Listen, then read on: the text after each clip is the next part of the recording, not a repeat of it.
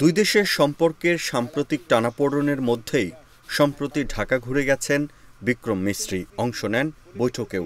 এ নিয়ে বুধবার বিরোধী দলীয় সংসদ সদস্য শশী থারুর নেতৃত্বাধীন পররাষ্ট্র মন্ত্রণালয় বিষয়ক সংসদীয় স্থায়ী কমিটির সামনে ব্রিফ করেন তিনি। সেখানে তিনি জানান, বাংলাদেশের অন্তর্বর্তীকালীন সরকার নিয়ে ক্ষমতাচ্যুত প্রধানমন্ত্রী শেখ হাসিনার সমালোচনা করার বিষয়টি ভারত সমর্থন করে না। আজ বৃহস্পতিবার দি হিন্দুর এক প্রতিবেদনে তুলে ধরেছে ব্রিফ নিয়ে বিস্তারিত তথ্য। Double million offer, Walton fridge কিনে পেতে পারেন 20 লক্ষ টাকা, রয়েছে কোটি কোটি টাকার নিশ্চিত উপহার। বিক্রম মিস্ত্রি বলেন, বাংলাদেশের সঙ্গে ভারতের সম্পর্ক একটি একক রাজনৈতিক দল বা সরকারের মধ্যে সীমাবদ্ধ নয়। ভারত বাংলাদেশের জনগণের উপর দৃষ্টি নিবদ্ধ করেছে।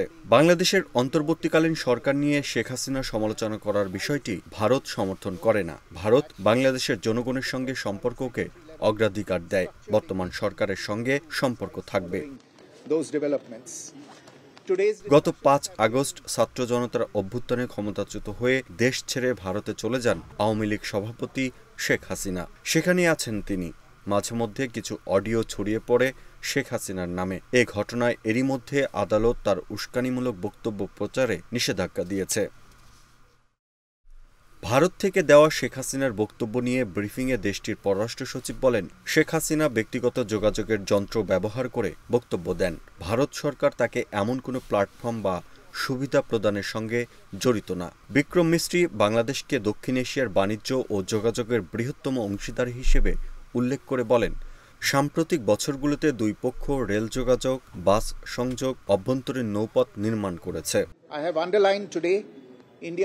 তিনি জানান, ভারত সংখ্যালঘু সম্প্রদায়ের বিরুদ্ধে সহিংসতার অভিযোগ নিয়ে অস্বীকৃতির বিষয়ে উদ্বিগ্ন। তবে হাসিনা সরকারের পতনের পর বাংলাদেশ কর্তৃপক্ষ সংখ্যালঘু সম্প্রদায়ের বিরুদ্ধে সহিংসতার সাথে সম্পর্কিত 44 জনকে গ্রেপ্তার করেছে। এ বিষয়টিকে স্বাগত জানাই। বাংলাদেশে ইসকন সদস্যদের গ্রেপ্তারের বিষয়টি নিয়ে প্রশ্ন করা হলে অবশ্য বিক্রম মিস্ত্রি কোনো মন্তব্য করেননি। তিনি বলেন, গত বছর বাংলাদেশ থেকে 16 লাখের মতো ভিসা ইস্যু করা হয়েছে। ভারত বাংলাদেশের সঙ্গে সম্পর্ককে পারস্পরিক সম্পর্ক হিসেবে দেখে না, বরং ভালো প্রতিবেশী সম্পর্কের ভিত্তি হিসেবে দেখে।